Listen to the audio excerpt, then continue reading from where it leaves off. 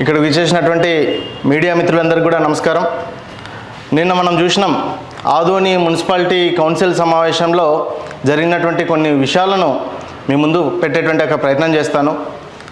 వైఎస్ఆర్ పార్టీకి సంబంధించినటువంటి కౌన్సిలర్ రఘునాథ్ రెడ్డి, ఈ రఘునాథ్ రెడ్డి అనేటువంటి కౌన్సిలరు నిన్న జరిగిన కౌన్సిల్ సమావేశంలో ఒక మహిళ అని కూడా చూడకుండా, సాటి కౌన్సిలర్ అని కూడా చూడకుండా లలితమ్మ అనేటువంటి ఒక కౌన్సిలర్ని నువ్వు అని పదే పదే అంటూ ఆమెను ఏకవచనంతో మాట్లాడుతూ అవమానించే విధంగా మాట్లాడినాడు. అదే మాదిరిగా నరసింహులు అనేటువంటి వైస్ చైర్మన్, వైఎస్ఆర్ పార్టీకి సంబంధించినటువంటి కౌన్సిలర్, ఆయన ఏమన్నారు, నువ్వు బయటికి పో అని అదే మహిళా కౌన్సిలర్ని ఏకవచనంతో మాట్లాడుతూ బయటికి పో అన్నాడు. బయటికి పో అనడానికి అదేమన్నా కౌన్సిల్ హాల్ అనుకున్నావా, లేకపోతే నీ వైఎస్ఆర్సీపీ పార్టీ కార్యాలయం అనుకున్నావా నరసింహులు? అదే మాదిరిగా రఘునాథ్ రెడ్డి అన్నటువంటి మాటలను మనం ఒకసారి గుర్తు చేసుకుంటే, రఘునాథ్ రెడ్డి ఏదైతే భూ కబ్జాల విషయం మాట్లాడినాడు, అదే మాదిరిగా రిజిస్ట్రేషన్లకు సంబంధించినటువంటి విషయం మాట్లాడినాడు, ప్రజలు భయాందోళనకు గురవుతున్నారు అని మాట్లాడినాడు. ప్రజలు భయాందోళనకు గురైంది ఎప్పుడు రఘునాథ్ రెడ్డి, నీకు తెలియదా? గత ప్రభుత్వ పాలనలో కాదా? మీ నాయకుడు సాయి ప్రసాద్ రెడ్డి పాలనలో కాదా? ప్రజలందరూ భయభ్రాంతులకు గురై వైఎస్ఆర్ పార్టీ నాయకులు కార్యకర్తలతో తన్నులు తిన్నటువంటి రోజులు మర్చిపోయినామా రఘునాథ్ రెడ్డి అని అడుగుతా ఉన్నాను. అదే మాదిరిగా సబ్ రిజిస్టర్ ఆఫీసులో మీ హయాంలో కమిషన్ లేకుండా రిజిస్ట్రేషన్లు జరిగినాయా? కానీ మా హయాంలో, మా కూటమి ప్రభుత్వంలో, మా ఎమ్మెల్యే డాక్టర్ పార్థసారథి గారి యొక్క నాయకత్వంలో కమిషన్లు లేకుండా ₹1 లంచం ఇవ్వకుండా సబ్ రిజిస్టర్ కార్యాలయంలో రిజిస్ట్రేషన్లు జరిగే మొట్టమొదటి సబ్ రిజిస్టర్ కార్యాలయం ఆదోని అని గర్వంగా ఆయన ప్రకటించినారు. ఇది కాదా మార్పు అని అడుగుతా ఉన్నాను. అంతేకాకుండా మీ హయాంలో జరిగిన భూ కబ్జాలను మర్చిపోయినావా? నీకు తెలియదా?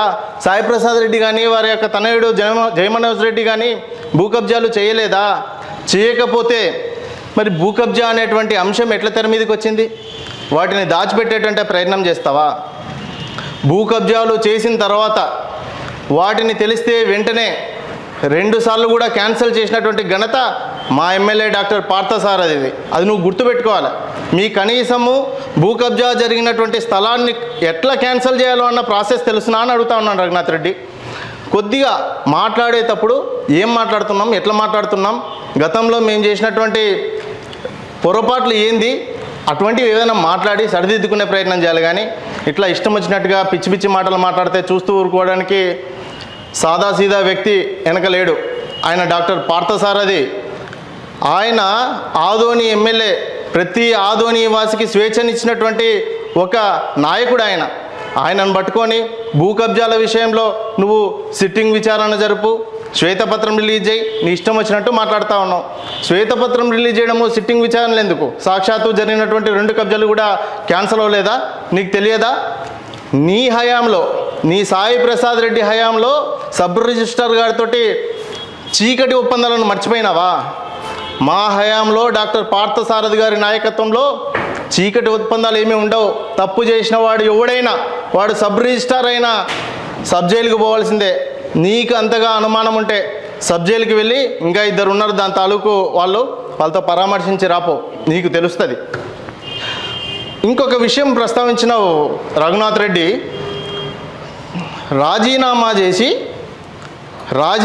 చేసి మళ్ళీ పోటీకి రావాలా? ఎందుకు తొందరపడతా ఉన్నావు రఘునాథ్ రెడ్డి? త్వరలో కౌన్సిల్ సంబంధించినటువంటి ఎన్నికలు జరుగుతాయి, పోటీలు జరుగుతాయి.